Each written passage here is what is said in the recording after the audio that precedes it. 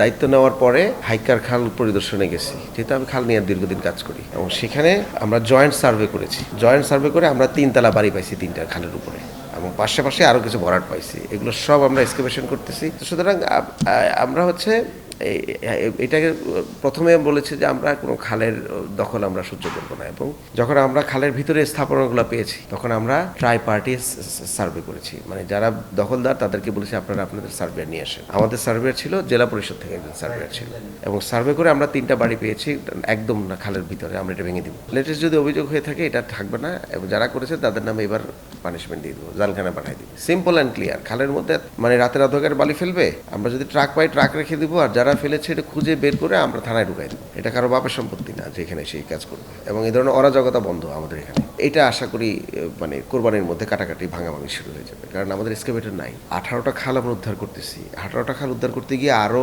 36টা খাল খুঁজে বের হয়েছে। একটা নতুন নদী আমরা খনন শেষ করছি, জানেন নাকি?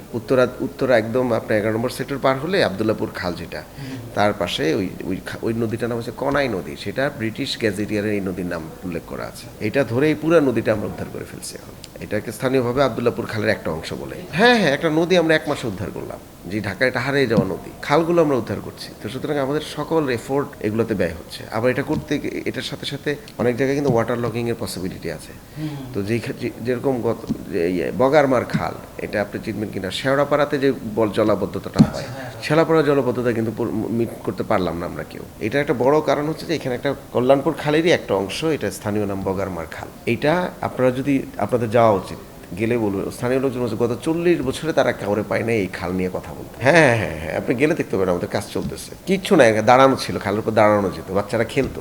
সেই খাল কেটে আমরা এখন একদম এই যে 60 ফিটের যেই ভাঙা ব্রিজ পর্যন্ত এই কানেকশনটা আমরা করে দেবো। তাহলে এই পুরো জায়গা থেকে যে পানিটা যে জলাবদ্ধতা, এটা অনেকটা কমবে। এইটার মাঝখানে আবার 3টা বড় বাড়ি পড়ে গেছে, এর মধ্যে একটা আওয়ামী লীগের নেতার বাড়িও আমরা পড়েছি, আমরা দেখে আসছি। আমি বলছি এটা সার্ভে করো, সিএসসি যদি এখানে পাওয়া যায় নোটিশ করে ভেঙে দিতে হবে আমাদের। তো সুতরাং আমরা কম্প্রোমাইজ করছি না কোনো জায়গায়, কিন্তু আমাদের এক্সকাভেটর নাই, আমাদের সার্ভেয়ার নাই, আমাদের ম্যাজিস্ট্রেট কম। আগে তো কোনো খাল উদ্ধার হয় নাই। আগে খাল উদ্ধার হয়েছে শুধুমাত্র লাউতলা খাল, আমি আপনাকে বলি, যেটা সিটি কর্পোরেশনের লিস্টের মধ্যে ছিল না। এটা ঐচ্ছিকভাবে অতিরিক্ত কাজে কিছু করেছে, আমরা অ্যাপ্রিসিয়েট করি যেটুকু করেছে, কিন্তু যেটা লিস্টে দেওয়া হয়েছে সেগুলো তো উদ্ধার করা দরকার ছিল।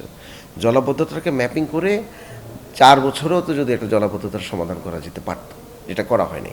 কিংবা একটা খালকেও তো আমরা বলতে পারতাম যে একটা খাল আমি পূর্ণাঙ্গ উদ্ধার করছি। যেরকম আমি 1 মাসের মধ্যে বলতেছি যে আমি একটা নদী উদ্ধার করে ফেলছি।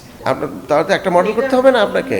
আমরা এখনো মিডিয়াতে বলিনি, তারপরে আমরা ডকুমেন্টারি করতেছি, তারপর আপনাদেরকে জানাবো। বলতে পারেন, আপনারা বলতে পারেন কনাই নদী, প্রাচীন কনাই নদী আমরা উদ্ধার করছি। It is there. আবদুল্লাপুর খালে ওখানে গেলে যারাই কথা বলেন এটা পার্শিয়ালি ট্রু। সব বন্ধ হলে তো ঢাকা শহরের পানি একটু যেত না। ঢাকা শহরে খালের সাথে সম্পৃক্ত নদী, মানে নদীর সাথে সম্পৃক্ত খাল আছে প্রায় 11টি সরাসরি, আরও অনেকগুলো আছে যারা অনেক জানেন না। তো সুতরাং পানিগুলো তো, বাকিগুলো হচ্ছে ইন্টারকানেক্টেড, ঘুরে ঘুরে এগুলোর সাথে যুক্ত হয়েছে। এই যুক্ত হওয়ার কানেকশন পয়েন্টে অনেকগুলো রাস্তা হয়েছে, কালভার্ট হয়েছে, ভরাট হয়েছে, বাড়ি হয়েছে। আমাদের কাজ হচ্ছে দীর্ঘমেয়াদে এগুলো সব উদ্ধার করা, আর স্বল্প মেয়াদে এখন এই ক্যাচমেন্ট এরিয়া থেকে পানিটা যেন দ্রুত নেমে যায় সেই ব্যবস্থাটা করা। কারণ বর্ষার সামনে আমাদের পরিকল্পনা হচ্ছে যে কিছু কিছু জায়গায় জলাবদ্ধতা থাকবে, কারণ এটা লং রান লাগবে। যেরকম আমি আপনাকে বলি ইব্রাহিমপুর অঞ্চল, সেখানের মধ্যে খাল কিছু জায়গা আছে, কিছু জায়গায় সম্পূর্ণ ভরাট হয়ে বাড়িঘর হয়ে গিয়েছে।